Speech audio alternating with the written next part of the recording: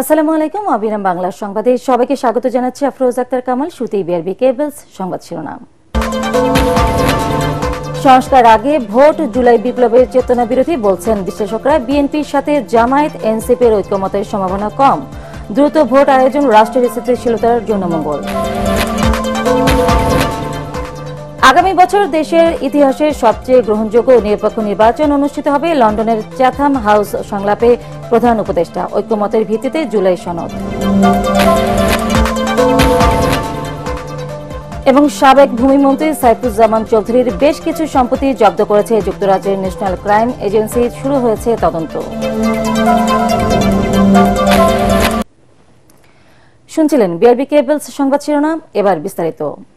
নির্বাচন ডিসেম্বর নাকি এপ্রিলে তা নির্ধারণে জনমত যাচাই করা যেতে পারে বলে মনে করেন সাবেক আমলা ও রাজনৈতিক বিশ্লেষকরা। সাবেক জনপ্রশাসন সচিব AFM সোলায়মান চৌধুরী বলেন, রাজনৈতিক দলের চাওয়াকে জন আকাঙ্ক্ষা বলে চালিয়ে সংস্কারের আগে নির্বাচন দিলে তা হবে জুলাই বিপ্লবের চেতনা পরিপন্থী। তবে সাবেক সচিব আবু আলম মোহাম্মদ শহীদ খান ডিসেম্বরের মধ্যে ভোটের পক্ষে যুক্তি দিয়ে বলেন, বিএনপির সাথে জামায়াত ও এনসিপির মৌলিক বিষয়ে ঐক্যমত্য হওয়ার সম্ভাবনা কম। মিজান শাহজাহানের রিপোর্ট। নির্বাচন কমিশন উপযুক্ত সময়ে ঈদুল আজহা উপলক্ষে জাতির উদ্দেশ্যে দেয়া ভাষণে নির্বাচনের রোডম্যাপ দেন প্রধান উপদেষ্টা। আগামী জাতীয় নির্বাচন 2026 সালের এপ্রিলের প্রথমার্ধের যে কোনো একটি দিনে অনুষ্ঠিত হবে। জুলাই সনদ, গণহত্যার বিচার, মৌলিক সংস্কার হলে ঘোষিত সময়সীমায় আপত্তি নেই জাতীয় নাগরিক পার্টি এনসিপির। অনেকটা একই সুর জামাতের মুখেও। তবে বিএনপির বক্তব্য পরিষ্কার, নির্বাচন হতে হবে ডিসেম্বরের মধ্যে।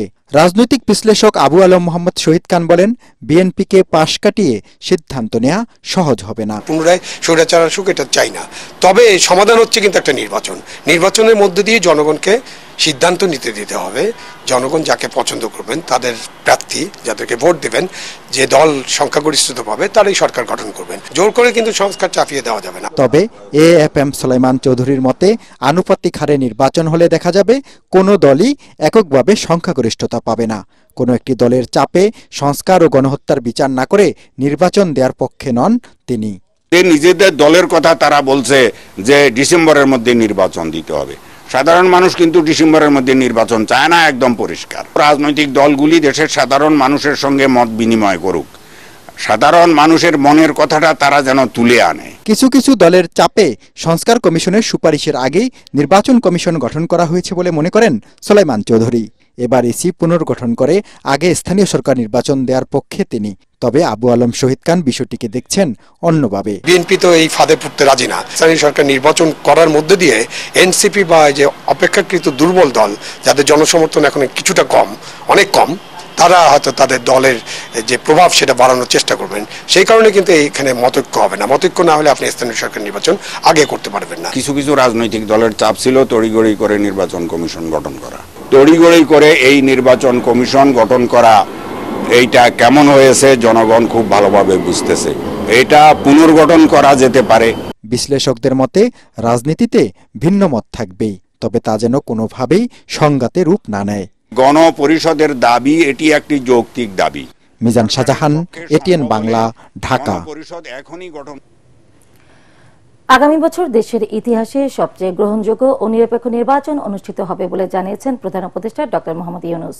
লন্ডনের নীতি গবেষণা প্রতিষ্ঠান চ্যাথাম হাউস আয়োজিত সংলাপে তিনি কথা বলেন। নির্বাচিত সরকারে তার থাকার সম্ভাবনা নেই বলেও জানান ডক্টর মোহাম্মদ ইউনূস। প্রধান উপদেষ্টা বলেন, সংস্কার ইস্যুতে রাজনৈতিক দলগুলোর মধ্যে ঐক্যমত্য তৈরি করা অন্তর্বর্তী সরকারের বড় দায়িত্ব। বিস্তারিত জানাচ্ছেন একরামুল হক সায়েম।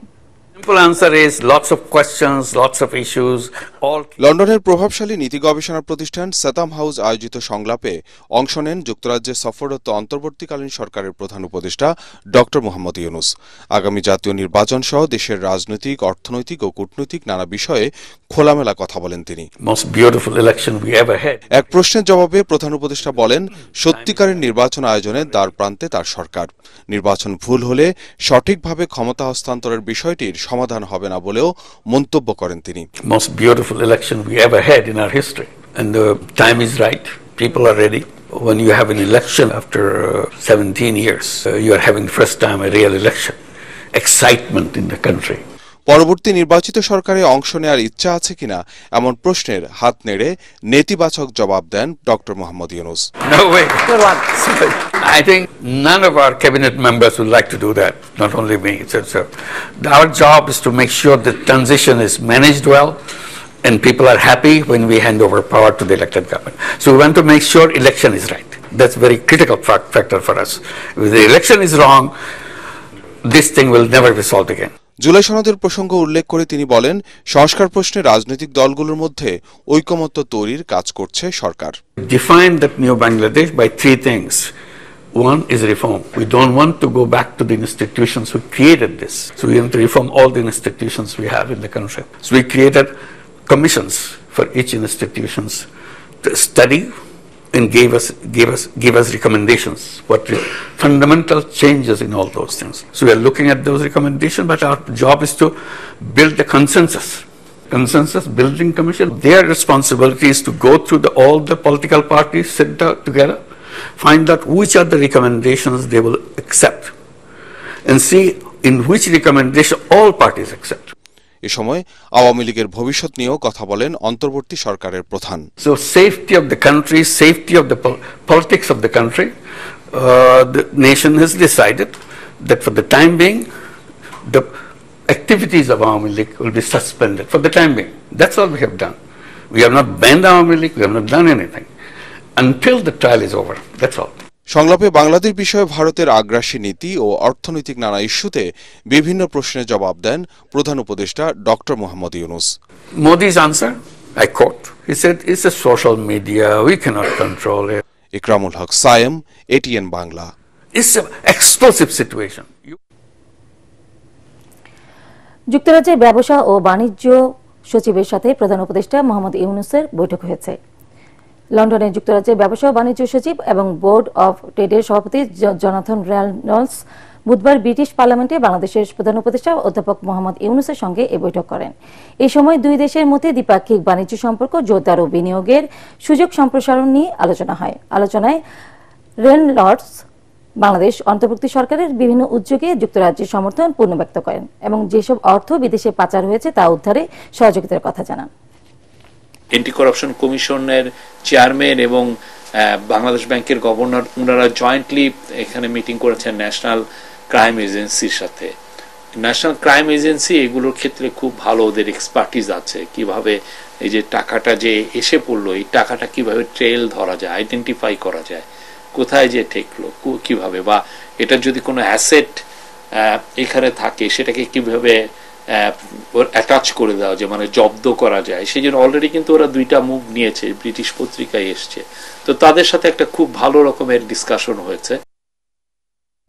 যুক্তরাজ্যের সাবেক ভূমিমন্ত্রী সাইফুজ্জামান চৌধুরীর মালিকানাধীন বেশ কিছু সম্পত্তি জব্দ করেছে দেশটির national crime agency NCO।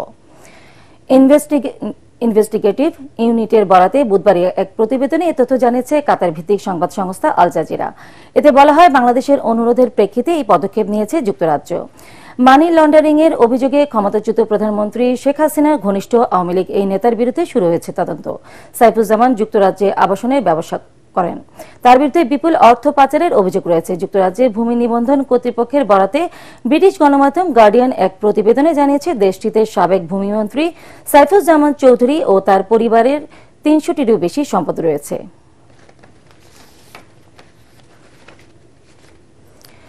Sylhet ও সুনামগঞ্জ সীমান্ত দিয়ে ৭০ জনকে পুশ ইন করেছে ভারতীয় সীমান্তরক্ষী বাহিনী BSF। এর মধ্যে সিলেট সীমান্ত দিয়ে ৫৩ ও সুনামগঞ্জ সীমান্ত দিয়ে ১৭ জনকে পুশ ইন করেছে BSF। গত রাত ১টা থেকে ভোর ৫টার মধ্যে এসব মানুষকে বাংলাদেশে ঠেলে দিলে বিজিবি তাদের আটক করে। সিলেট ৪৮ বিজিবি জানায়, BSF ২ ও ৪ ব্যাটালিয়নের সদস্যরা সিলেটের নোয়াকোট, কালাইরোয়াগ, শ্রীপুর, মিনাটিলা ও সুনামগঞ্জের ছাতক সীমান্ত দিয়ে এসব বাংলাদেশিকে পাঠিয়ে দেয়। আটককৃতদের বাড়ি কুড়িগ্রাম ও লালমনিরহাট জেলায়। এ বিষয়ে আইনি প্রক্রিয়া চলমান বলে জানিয়েছে বিজিবি। দেশের ২৫ জেলায় বইছে তাপপ্রবাহ। আবহাওয়ার পূর্বাভাসে বলা হয়েছে, রংপুর ও রাজশাহী বিভাগের ১৬ জেলা সহ টাঙ্গাইল, ময়মনসিংহ, মৌলভীবাজার, ফেনী, ব্রাহ্মণবাড়িয়া, বাগেরহাট, যশোর, কুষ্টিয়া এবং চুয়াডাঙ্গা জেলার ওপর দিয়ে মৃদু তাপপ্রবাহ বয়ে যাচ্ছে। তবে আজ দেশের কোথাও কোথাও বৃষ্টির সম্ভাবনা রয়েছে। এতে কিছু কিছু স্থানে কমতে পারে তাপমাত্রা। মঙ্গলবার দেশের সর্বোচ্চ তাপমাত্রা রেকর্ড করা হয়েছে রাজশাহীতে 37 ডিগ্রি সেলসিয়াস। এবার আন্তর্জাতিক সংবাদ।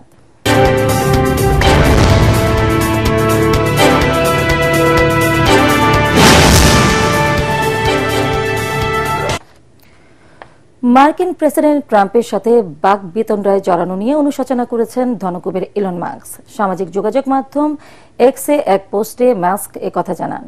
তিনি লেখেন, গত সপ্তাহে প্রেসিডেন্ট ট্রাম্পকে নিয়ে দেয়া পোস্টে বাড়াবাড়ি করার জন্য তিনি অনুতপ্ত। এর আগে ট্রাম্পের কর ও ব্যয় সংক্রান্ত বাজেট বিলকে কেন্দ্র করে শুরু হওয়া এই দ্বন্দ্বের জেরে তার প্রশাসন থেকে পদত্যাগ করেন মাস্ক। এরপর এক্স পোস্টে একের পর এক বিস্ফোরক মন্তব্য করেন তিনি। জবাবে মাস্কের কোম্পানিগুলোকে দেয়া ভর্তুকি ও চুক্তিগুলো বাতিল করার হুমকি দেন ট্রাম্প।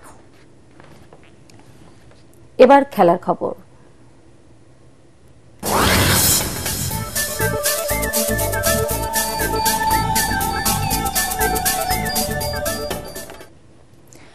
লর্ডসে বিশ্ব টেস্ট চ্যাম্পিয়নশিপের প্রথম দিন শেষে অস্ট্রেলিয়ার চেয়ে 169 রানে পিছিয়ে দক্ষিণ আফ্রিকা। টস হেরে ব্যাটিংয়ে নেমে শুরু থেকে প্রোটিয়া বোলারদের তোপের মুখে পড়ে অজিরা। 67 রান তুলতেই হারায় 4 উইকেট। এরপর স্টিভেন স্মিথ আর ভিও ওয়েবস্টারের 79 রানের জুটিতে বিপদ কাটিয়ে ওঠে তারা। তবে 66তে স্মিথ আর 72 রানে ওয়েবস্টারের বিদায়ের পর 212 রানে অল আউট হয় অস্ট্রেলিয়া। 5 উইকেট নেন কাগিসু রাবাদা। জবাবে 30 রানে দক্ষিণ আফ্রিকার 4 ব্যাটার বিদায় নিলে বিপর্যয়ে পড়ে তারাও। শেষ পর্যন্ত 4 উইকেটে 43 রান নিয়ে খেলা শেষ করে দক্ষিণ আফ্রিকা। উইকেটে আছেন টেম্বা বাভুমা আর ডেভিড বেডিংহাম। শেষ করার আগে বিআরবি কেবলস সংবাদ শিরোনাম আরেকবার। সংস্কারের আগে ভোট, জুলাই বিপ্লবের চেতনা বিরোধী বলছেন বিশ্লেষকরা। বিএনপির সাথে জামায়াত এনসিপির ঐকমত্যের সম্ভাবনা কম। দ্রুত ভোট আয়োজন রাষ্ট্রের স্থিতিশীলতার জন্য মঙ্গল। আগামী বছর দেশের ইতিহাসে সবচেয়ে গ্রহণযোগ্য নিরপেক্ষ নির্বাচন অনুষ্ঠিত হবে লন্ডনের চাথাম হাউস সংলাপে প্রধান উপদেষ্টা। ঐকমত্যের ভিত্তিতে জুলাই সনদ। এবং সাবেক ভূমিমন্ত্রী সাইফুজ্জামান চৌধুরীর বেশ কিছু সম্পত্তি জব্দ করেছে যুক্তরাজ্যের ন্যাশনাল ক্রাইম এজেন্সি। শুরু হয়েছে তদন্ত।